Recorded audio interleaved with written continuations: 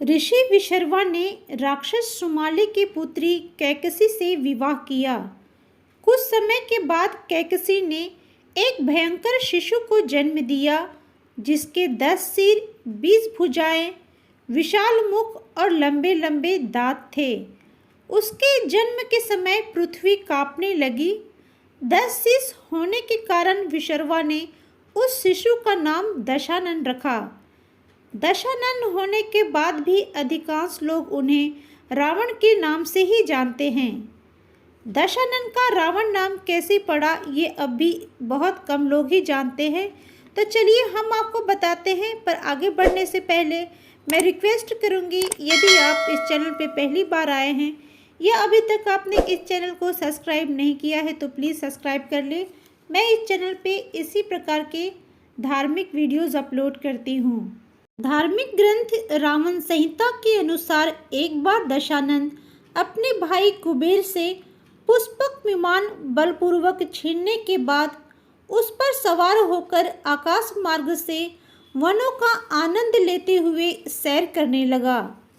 इसी मार्ग पर उसने एक जगह सुंदर पर्वत से घिरे मनोरम स्थल को देखकर वह उस स्थान पर प्रवेश करना चाहा, लेकिन यह उसे पता नहीं था कि यह कोई सामान्य पर्वत नहीं है, बल्कि भगवान शिव का कैलाश पर्वत है। अकस्मात उसका विमान रुक गया तथा पर्वत पर आगे नहीं बढ़ सका। जैसे ही दशानन चौंक कर वहां खड़ा हुआ, वैसे ही नंदीश्वर अकस्मात प्रकट हुए। भगवान शिव का यह विश्वसनीय सेवक गंजे, विकृत शरीर वाले तथा बौने होने के कारण भयानक प्रतीत होते हैं। नंदीश्वर ने दशानन से कहा, तुम तुरंत यहाँ से चले जाओ, क्योंकि भगवान शंकर इस पर्वत पर क्रीड़ा कर रहे हैं। इस पर दशानन क्रोधित हो गया। अपने रथ से उतरकर उसने पूछा, यह शंकर कौन है?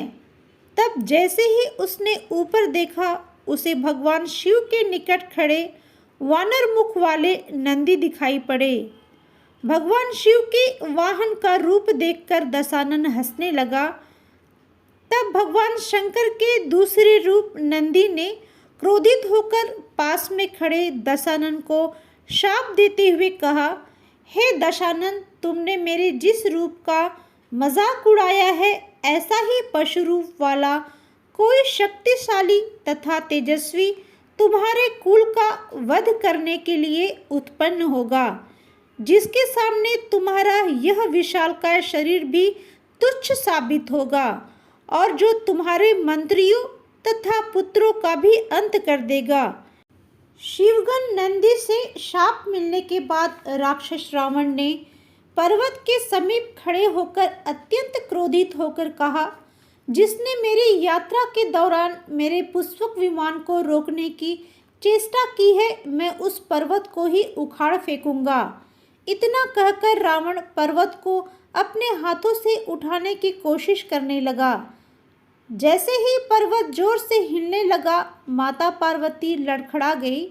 उन्होंने कसकर भगवान शिव को पकड़ लिया। तब महादेव ने अपने अंगूठे से पर्वत को दबाया, जिससे दशानन की भुजाएं कुचली जाने लगी। जब पीड़ा से दशानन चिल्लाने लगा, तब तीनों लोग कांप उठे। सभी ओर हाहाकार मच गया। रावण को मुसीबत में देखकर उनके मंत्रियों ने कहा, हे महाराज, आपको इस दर्द से सिर्फ भगवान शंकर ही छुटकारा दिला सकते हैं। आप उनकी शरण में जाएं। इस प्रकार रावण मंत्रियों की बात सुनकर शिवजी को प्रसन्न करने के लिए सामवेद के मंत्रों की स्तुति करने लगा। भगवान शिव को पर्वत की चोटी पर बैठे हुए 1000 वर्ष बीत गए, तब जाकर भगवान शिव प्रसन्न हुए। भगवान शिव ने अपना अंगूठा हटाया ताकि दशानन अपनी भुजाओं को निकाल सके। भगवान शिव ने कहा, दशानन, तुम वीर हो, मैं तुम पर प्रसन्न हूँ। पर्वत में दब जाने से जिस प्रकार तुम चीखे थे और जिससे भयभीत होकर तीनों लोकों के प्राणी रोने लगे थे, उसी के कारण तुम रावण नाम से प्रसिद्ध हो जाओगे। इस प्रकार भगवान शिव ने ही दशानन को रावण नाम दिया था।